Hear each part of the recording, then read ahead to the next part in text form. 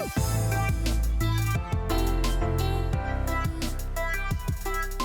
guys, hope you guys are doing well. So typically after a sober days video, video about, a day in the life of someone in sobriety, I would do more of like an informational video, like resources, what it's like to be sober, how life changes, that type of thing. But given how last video I was at an all-time low, I thought I'd switch it up and talk about something that is more enjoyable, at least to me. And that's my leopard geckos. So if you're interested in what leopard geckos are like or what mine specifically are up to, stay tuned. Last video, the two girls had surgery, so we'll definitely talk about how they're doing now.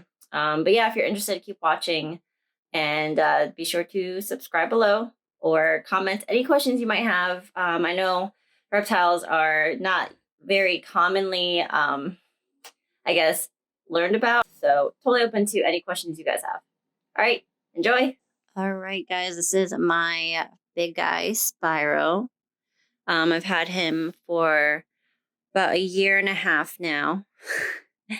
He is this beautiful spotted and kind of like a purple stripe. It was more prevalent the purple, hence the name Spyro, when he was a baby. This is my only male, and he weighs 115 grams. So geckos are obviously small little creatures, so their weight is in grams. The thing that's cool about leopard geckos is each one has its own particular personality. So Spyro here is a little bit of a spaz. He's super strong, super curious, and he frequently climbs like the side of the bed. He'll easily scale this whole side and not fall. So the health of your gecko is dependent on the width of his tail or her tail. So if the width is bigger than the width of the head, then your gecko is obese. If it's just shy of the same width or the same width, I would say they're a little bit overweight, and slightly skinnier would be healthy. Obviously, very, very super skinny, like the width of his arm, it would be underweight and malnutritioned. Geckos, to me, are the dogs of reptiles. He won't particularly cuddle with me, but my girls will, and it's the sweetest thing. These guys are super, super easy to take care of too. I'll show you their tanks in a second here. But they've got a simple setup. They eat, every day, every few days, a couple of insects. Their diets range from mealworms, superworms, crickets, other types of feeders like that you can find at pet stores. And they tend to also poop in one spot, in the same spot. So that's easy daily cleanup. And then I do a full cleanse of their tanks about once a month. And here is one of my girls, Daisy. She came with her sister, Peach. I adopted them from somebody else who couldn't take care of them. And this girl is my most photogenic, adorable, cuddly girl ever. Out of the three that I have, she will sit with me for over 10 minutes before she starts wanting to explore. And it's the greatest. This is why I think they're the dogs of the reptile family here. But she's similar in terms of her pattern to Spyro, minus the stripes. Sometimes when I'm looking at their face, it's hard to tell in pictures, but, I figured out their differences here. Now she is over her little hunger strike. So her tail is getting back to being thicker. This is what I would consider slightly less than healthy, just a little bit. Again, this time of year, females go through a breeding season, whether they've been in contact with a male or not, and can either lay infertile eggs or, they'll form the eggs in their bodies and then just reabsorb them. So during that process, what they do is stop eating. She's just so cute. Like, look at that face. I don't know if you guys see it, but I see a smile on her face. Anyways, she'll always sit with me. She'll sit in like on my shoulder right by my neck and put her face literally against my face. She's also missing some toes because her previous mamas did not take care of her. So geckos shed, and when they shed, sometimes they can't get all off if they don't come out in one piece. And so if you leave it on their toes, they will lose circulation and lose toes. So geckos will not regenerate toes. Leopard geckos will regenerate tails, which you'll see on Peach. So once they lose toes, they lose the grip, and unfortunately, they can't climb as well. Daisy is pretty good climber for what she's got. Peach is overall just scared of everything, so she won't really climb because she's in the open. But she's missing significantly more toes. I think she's pretty much missing all of her toes except for like 2 or 3. So she'll try to sit on my arm and literally slide off. This is my last baby girl. Her name is Peach. So here she is. She is spotted only on the head and her tail. And she's a little bit paler right now because she's going to shed. So you can kind of see how there should be like a nail. So you see like that one's got a nail. Some of her toes don't because the previous people that I got her and her sister from didn't really take care of them very well. Which also explains her tail, which you might notice is significantly different than the other two. So right where the ridges stop is where her tail dropped.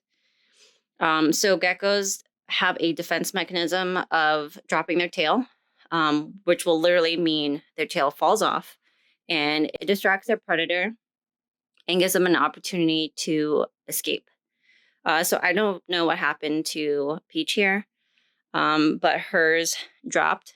And then also it didn't grow long. It grew wide instead. So sometimes I will come in here and just check on them. I usually have a dimmer light and I'll be talking to her butt half the time, not realizing it's her butt. But she is the shyest one. She is scared of everything. And she's probably about to go hide in some shadow right now. She's still scared of me for the most part. I've been trying to handle her every day so she starts to get used to me, which she has. Instead of running away, she kind of just freezes, lets me pet her like for a second, and then starts to walk away. So here are their tanks. I've got them on a metal shelf with Spyro on top, Daisy in the middle, and Peach on the bottom. All 3 generally have the same setup, give or take some foliage and some hammocks. But they all have a warm hide on the right because underneath there is a heat mat adhered to the bottom of the tank with a probe to keep the temperature inside. I think I have it between 90 and 91 depending on time of the year.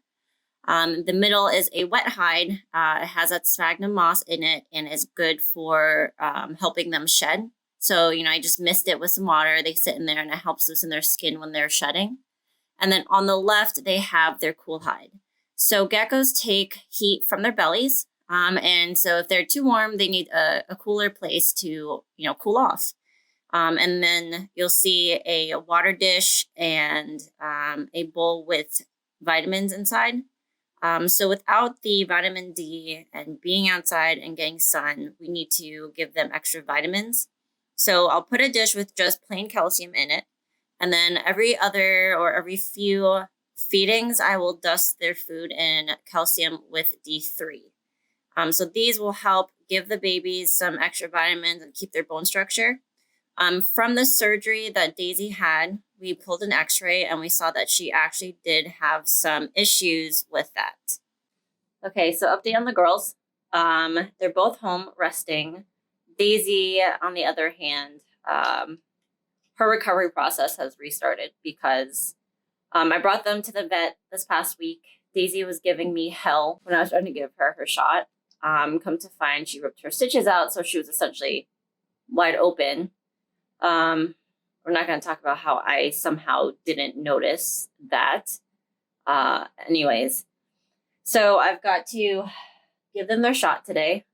This little lovely thing. The needle is on the orange side, obviously, in their arm. Peach is off her pain meds, but this will go orally into Daisy's mouth.